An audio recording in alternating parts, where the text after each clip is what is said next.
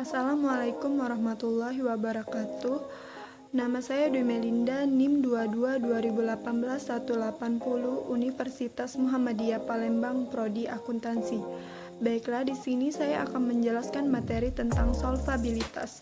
Solvabilitas adalah sebuah kemampuan perusahaan di dalam memenuhi seluruh kewajibannya.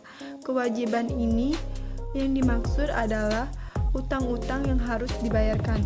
Sedangkan rasio solvabilitas adalah suatu perbandingan antara besarnya aktiva yang dimiliki sebuah perusahaan dengan utang-utang yang harus ditanggung. Dari rasio solvabilitas tersebut, kita bisa atau dapat mengetahui sejauh mana perusahaan tersebut mampu melunasi utangnya apabila perusahaan tersebut dilikuidasi. Jenis rasio solvabilitas terbagi menjadi 3 bagian. Yang pertama, debt to asset ratio, digunakan untuk dapat membandingkan berapa besarnya aktiva sebuah perusahaan dengan jumlah utang secara total. Dengan hal tersebut, kita diharapkan untuk bisa mengetahui seberapa jauh utang perusahaan tersebut akan mempengaruhi pengelola aktiva yang ada. Untuk dapat menghitungnya, kita tinggal membagi total hitung yang ada dengan jumlah aktiva tetap. Karena hasilnya itu biasanya berupa persentase, maka dari hasil pembagian itu kita harus mengalinya dengan 100%. Adapun rumusnya itu debt to asset ratio sama dengan total debt dibagi total aset dikali 100%.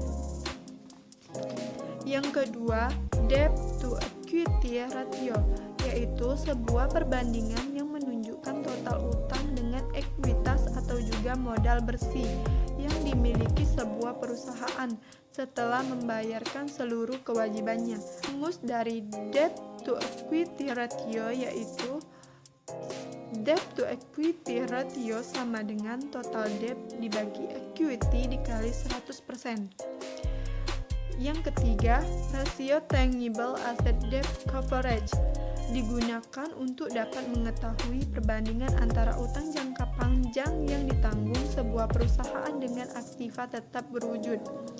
Dengan menghitung rasio solvabilitas tersebut, kita bisa menemukan berapa besarnya tiap-tiap rupiah dari aktiva berwujud yang kita miliki untuk dapat membiayai utang jangka panjang.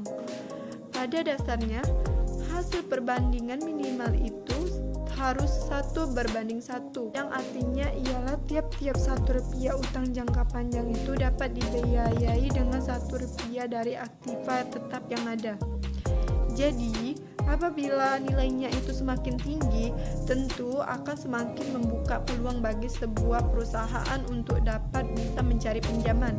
Begitupun sebaliknya, semakin kecil angka perbandingannya tersebut tentu akan menunjukkan bahwa aktiva yang dimiliki oleh sebuah perusahaan kurang dapat menjamin utang jangka panjangnya. Hal tersebut tentu dapat menyulitkan sebuah perusahaan pada saat akan mencari pinjaman baru.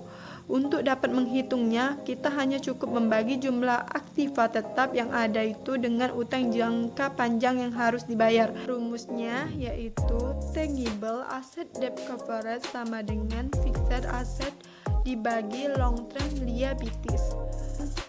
Tujuan serta manfaat solvabilitas: yang pertama, menganalisis status sebuah perusahaan serta juga kemampuannya di dalam memenuhi kewajibannya pada pihak ketiga. Yang kedua, mengetahui status sebuah perusahaan dengan melihat keseimbangan antara jumlah modal serta juga aktiva tetap yang dipunya. Yang ketiga, untuk dapat mencari tahu berapa besarnya rupiah dari modal sendiri yang akan digunakan, ialah sebagai jaminan pembayar utang jangka panjang.